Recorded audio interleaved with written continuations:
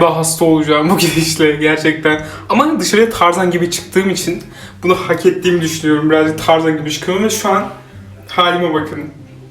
Aslında çok kışları böyle donan, çok kışları böyle mont giyen ve her şeyi üstüne takıştıran biri değilim. Aslında mont giymeyi de hiç sevmem. Çünkü mont giydiğimde şu boydaki bir insan şey gibi oluyor. Michelin lastiği gibi hissediyorum kendimi. Böyle geziyormuş gibi hissediyorum. O yüzden kışı çok sevmeme rağmen mont giymeyi hiç sevmiyorum. Onun üstüne böyle biraz daha kalın bir ceket. Ama mont gibi de değil. Kalın bir ceket ama içini daha çok doldurmayı seviyorum. Yani böyle kazak, üstüne o ceket, sonra atkı giymeyi falan.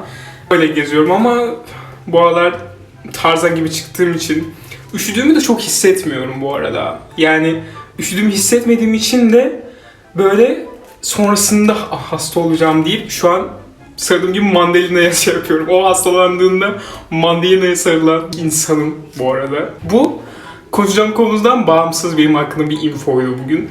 Bugün ne konuşacağız biliyor musunuz? Bugün ghostlanma ve geç yazma üzerine bir hasbihal edeceğiz sizinle birlikte. Bu videoda gerçekten sizi uyarıyorum. Ağır sinirlenebilirim çünkü çok sinir olduğum iki olay. Aslında ghostlanmak hala tartışılıyor. Bazı insanlar ghostlanmayı çok abi yazmıyor zaten size yani ve sizinle konuşmak istemiyor da niye diretiyorsunuz ve yazıyorsunuz gibi insanlar var. Bu bir.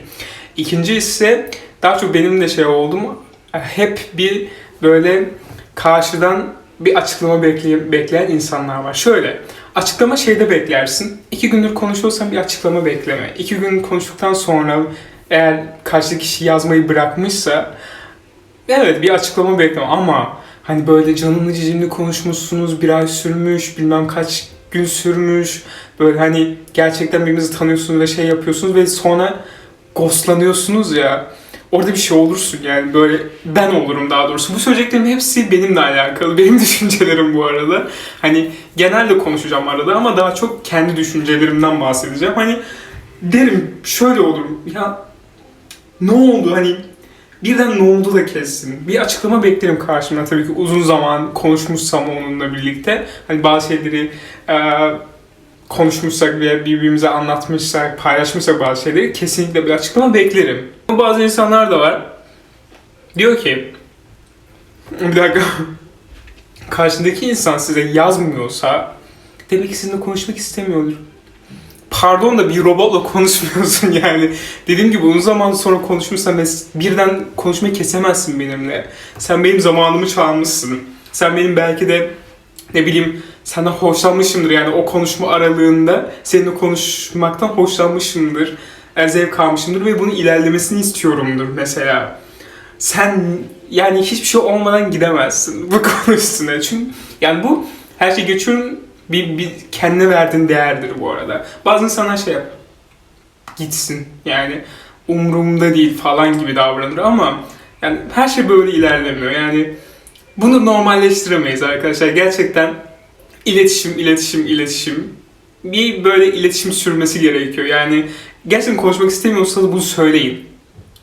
Karşımdaki ileride flört edeceğim insanlar beni izliyorsa şu an. Yani söyleyin anladınız mı? Şu an ex flörtlerim de izliyorsa onları da söylüyorum. Çünkü başımdan çok böyle bir olaylar geçti. Burada anlatamayacağım olaylar geçti.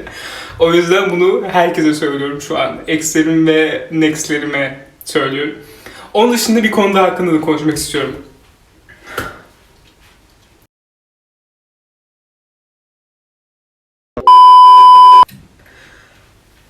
Geç mesaj yazan insanlar.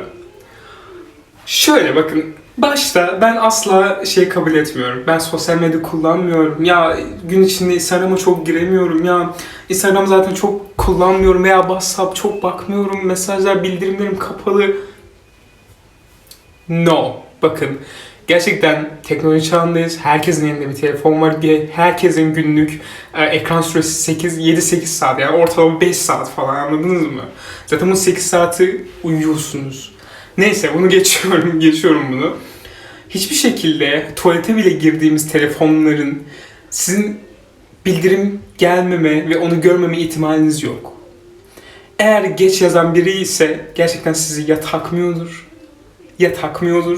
ya da takmıyordur. Yani sen bana geç cevap veremezsin. Bakın şimdi telefonu sağlayacağım.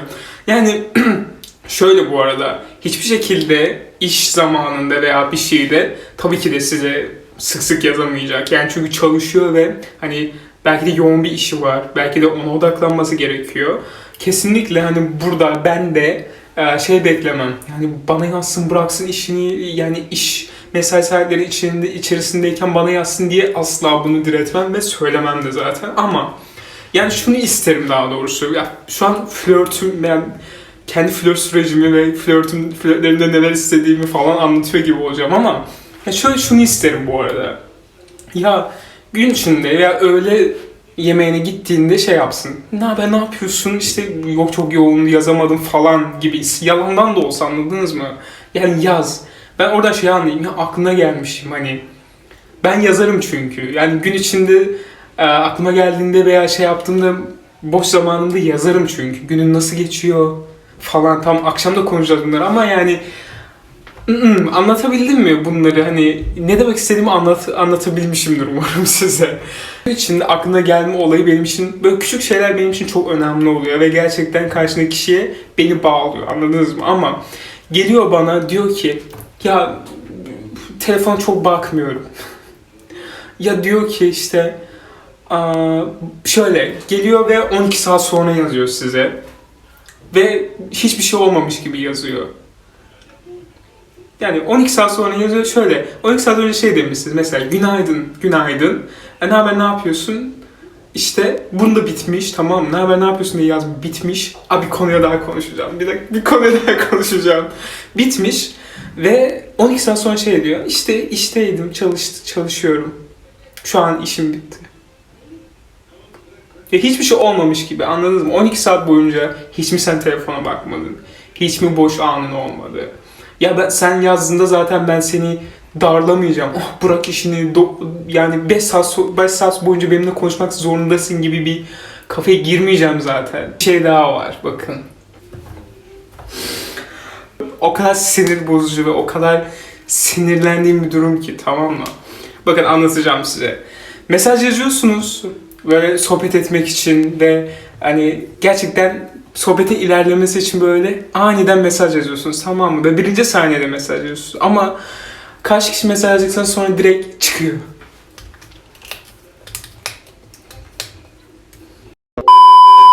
Yani bu gerçekten birincisi bence çok saygısızca bir şey. Çünkü mesajı görüyorsun, bu bir. Sonrasında zaten sohbeti ilerletmenize hiç gerek yok. Gerçekten hiç gerek yok. Yani gerçekten çok saygısızca bir şey. Ve sonrasında da böyle 10-15 dakika sonra hiçbir şey olmamış gibi, ama her seferinde bunu yapıyor. Bakın birkaç sefer olsa işi çıkmış veya gerçekten bir şeyle ilgilenmesi gerekiyor veya bir şeyle ilgilenirken arada bana yazmış gibi olabilir ve kesinlikle normal şeyler bunlar, ama hep bunu yapıyor. Bakın sohbet etmeye çalışıyorsunuz, onu tanımaya çalışıyorsunuz ve hani sohbet ilerlesin diye başta hemen böyle, yani birinci saniyede mesaj atar atmaz yazıyorsunuz ama karşıdaki direkt mesajı atar atmaz çıkıyor. Ve görüyor, kesinlikle görüyor. Kesin gördüğü zaman bile dönüp mesaj yazmıyor size. Bunlar kesinlikle çok, yani her şeyi bırakıyorum, çok saygısızca bir şey bu arada.